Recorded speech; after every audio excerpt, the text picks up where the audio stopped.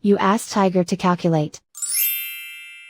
This deals with linear inequalities with one unknown. The final result is x greater than 15 over 2 greater than 71 over 2. Let's solve it step by step.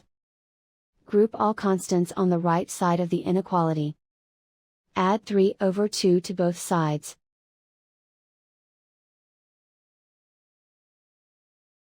Combine the fractions.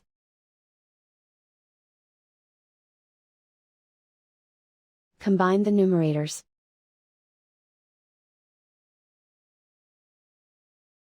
Reduce the zero numerator.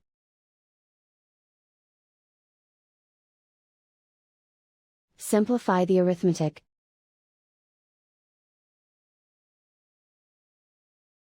Convert the integer into a fraction.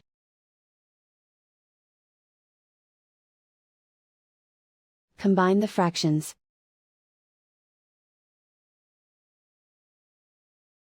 Combine the numerators.